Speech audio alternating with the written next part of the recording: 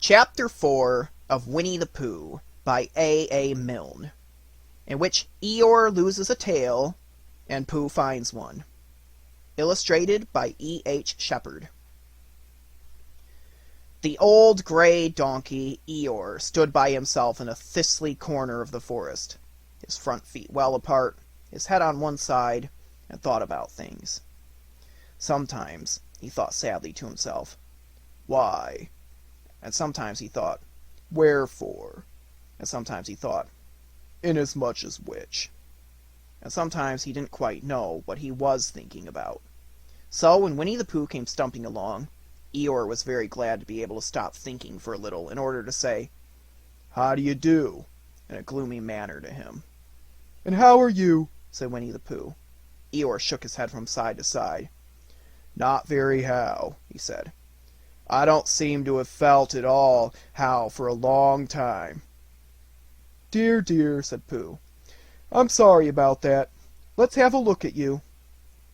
So Eeyore stood there, gazing sadly at the ground, and Winnie-the-Pooh walked all round him at once. "Why, what's happened to your tail?" he said in surprise. "What has happened to it?" said Eeyore. "It isn't there." "Are you sure?" "Well, either a tail is there, or it isn't there. You can't make a mistake about it, and yours isn't there." "Then what is?" "Nothing." "Let's have a look," said Eeyore, and he turned slowly round to the place where his tail had been a little while ago, and then, finding that he couldn't catch it up, he turned round the other way, until he came back to where he was at first, and then he put his head down and looked between his front legs. And at last he said, with a long, sad sigh, "I believe you're right." "Of course I'm right," said Pooh. "That accounts for a good deal," said Eeyore gloomily. "It explains everything. No wonder." "You must have left it somewhere," said Winnie-the-Pooh. "Somebody must have taken it," said Eeyore. "How like them," he added after a long silence. Pooh felt that he ought to say something helpful about it, but didn't quite know what. So he decided to do something helpful instead. "Eeyore," he said solemnly, "I, Winnie-the-Pooh, will find your tail for you." "Thank you, Pooh," answered Eeyore. "You're a real friend," said he. "Not like some," he said. So Winnie-the-Pooh went off to find Eeyore's tail. It was a fine spring morning in the forest as he started out. Little soft clouds played happily in a blue sky, skipping from time to time in front of the sun as if they had come to put it out, and then sliding away suddenly so that the next might have his turn.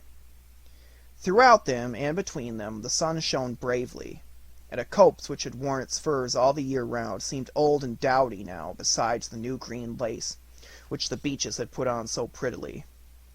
Through copse and spinney marched Bear, down open slopes of gorse and heather, over rocky beds of streams, up steep banks of sandstone into the heather again, and so at last, tired and hungry, to the 100-acre wood. For it was in the 100-acre wood that Owl lived. "And if anybody knows anything about anything," said Bear to himself, "it's Owl who knows something about something," he said. "Or my name's not Winnie-the-Pooh," he said, "which it is," he added. "So there you are." Owl lived at the Chestnuts, an old-world residence of great charm, which was grander than anybody else's, or seemed so to Bear, because it had both a knocker and a bell-pull. Underneath the knocker there was a notice which said, "Ples ring if en runser is required." Underneath the bell-pull there was a notice which read, "Ples knock if en runser is not required." These notices had been written by Christopher Robin, who was the only one in the forest who could spell, for Owl, wise though he was in many ways, able to read and write and spell his own name, W-O-L, yet somehow went all to pieces over delicate words like measles and buttered toast. So Winnie-the-Pooh read the two notices very carefully, first from left to right, and afterwards, in case he had missed some of it, from right to left.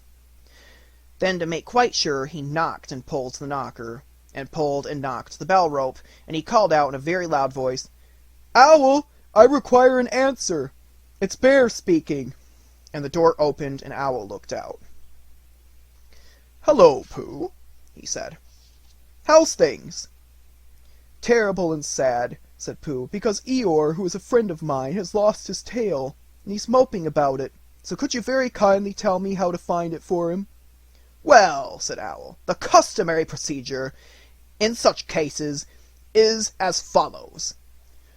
"What does crustimony proceed cake mean?" said Pooh, "for I'm a bear of very little brain, and long words bother me." "It means the thing to do." "As long as it means that, I don't mind," said Pooh humbly. "The thing to do is as follows. First, issue a reward. Then—" "Just a moment," said Bear, holding up his paw. "What do we do to this, what you were saying? You sneezed just as you were going to tell me." "I didn't sneeze." "Yes, you did, Owl." "Excuse me, Pooh, I didn't. You can't sneeze without knowing it." "Well, you can't know it without something having been sneezed." "What I said was, first issue a reward." "You're doing it again," said Pooh sadly. "A reward!" said Owl very loudly. "We write a notice to say that we will give a large something to anybody who finds Eeyore's tail." I see, said Pooh, nodding his head. "Talking about large somethings," he went on dreamily, "I generally have a small something about now, about this time in the morning." And he looked wistfully at the cupboard in the corner of Owl's parlor. "Just a mouthful of condensed milk or what not, with perhaps a lick of honey." "Well, then," said Owl, "we write out this notice, and we put it up all over the forest." "A lick of honey," murmured Bear to himself, or not, as the case may be." And he gave a deep sigh and tried very hard to listen to what Owl was saying. But Owl went on and on, using longer and longer words, until at last he came back to where he started, and he explained that the person to write out this notice was Christopher Robin. "It was he who wrote the ones on my front door for me. Did you see them, Pooh?"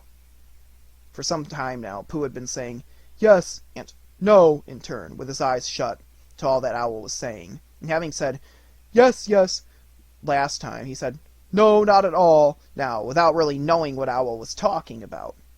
"Didn't you see them?" said Owl, a little surprised. "Come and look at them now." So they went outside, and Pooh looked at the knocker and the notice below it. And he looked at the bell rope and the notice below it. And the more he looked at the bell rope, the more he felt that he had seen something like it, somewhere else, some time before. "Handsome bell rope, isn't it?" said Owl. Pooh nodded. "It reminds me of something," he said, "but I can't think what. Where did you get it?"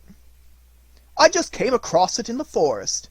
It was hanging over a bush, and I thought at first somebody lived there, so I rang it, and nothing happened. And then I rang it again very loudly, and it came off in my hand. And as nobody seemed to want it, I took it home, and—" "Owl," said Pooh solemnly, "you made a mistake. Somebody did want it." "Who?" "Eeyore. My dear friend Eeyore. He was fond of it." "Fond of it?" "Attached to it," said Winnie-the-Pooh sadly. So with these words he unhooked it and carried it back to Eeyore. And when Christopher Robin had nailed it on in its right place again, Eeyore frisked about in the forest, waving his tail so happily that Winnie-the-Pooh came over all funny, and had to hurry home for a little snack of something to sustain him. And wiping his mouth half an hour afterwards, he sang to himself proudly, "Who found the tail?" "I," said Pooh, "at 1:45, only it was 1:45, really." "I found the tail."